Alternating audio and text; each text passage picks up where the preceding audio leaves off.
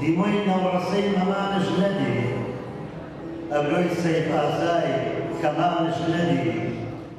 لە نیوەی دووەمی سەدەی 19 و سەرەتای سەدەی 20دا گەلێک شاعری کوردی دەرکەوتن کە شیعری کوردیان لە وینداریەوە بەرەو نیشتیمانی و جێگەکردنەوەی کێشە و گرفتەکان ئاڕاستە کرد.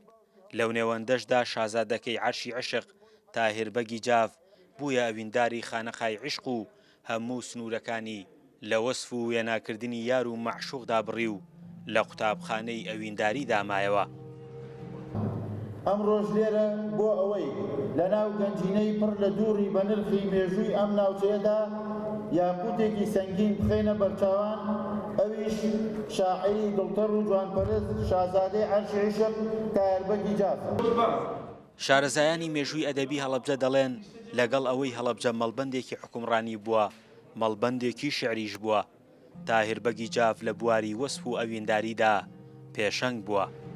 بەرهەمی جوانی بە ئێمە بەخشیوە، بەڵام ئەگەر ئێمە بین سێری هەموو بەرهەمە شعریەکانی بکەین دەبینەی کەم وێنەی هونەری لەناو شعرەکانی تاهیربەگا بەدیەکرێ. ئەو وێنانە هەن وێنەی سادەن، ئەنجامی ئەندێشن، وێنەی جوانن. لە دیداری تاهیربەگی جافدا شاعران بە خوێنەوەی دەقەکانی خۆیان و تاهیربەگی جافیش دیدارەکەیان دەوڵەمەندتر کردبوو. ئەم جۆرە دیدارانە گرنگە بۆ ئەوەی مرۆڤ بە خۆیان بچێتەوە، بە ناخی خۆیان بچێتەوە. ئەو دەقانەی من خوێنمەوە یەکێکیان پەیوەست بۆ تایبەت بوو بە وەرزی تاعون بۆ ئەم وەرزەی کە ئێمە تیاین و دەقەکانی تریش دەقێکی ئاسایی بوون. بەڕای من گوتاری شعری، ئایکۆنی شعری، شعرەکانی تاهیربەگ وا لە ئێمە ئەکا لە دوای 100 ساڵ بڵین ئەم شاعرە خاوەنی ڕوئیا بووە، خاوەنی زۆرێک لە جیهانبینی گەورەی عەشق بووە کە توانیوێتی لە ڕێی ئایکۆنی شعریەوە خزمەت بە ئەدەب و بە زمان و بە کلتوری بە فەرهەنگی هەم هەڵەبجە و هەمیش کوردستان بکە.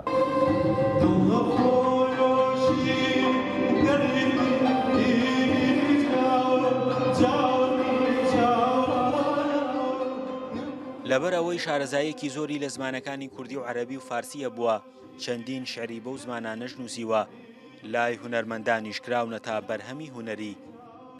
دەتوانم بڵێم تاهیربەگی جافێکێکە لە هەرە شاعیرە باشەکانی کورد کە هەمیشە ئێمە شانازی پێوەکەین. شیعرەکانی بەڕاستی ئاوازدانەری زۆر باشی ئەوێ بۆی بتوانین ئاواز لەسەر شیعرەکانی دانین. زۆرترین کەمترین کاری لەسەر کراوە بۆ مەسەلەی ئاواز و گۆرانی، بەڵام زۆرترین دەنگدانەوەیان هەبووە. فەرحان هەورامانی، دەنگی ئەمریکا، هەڵەبجە.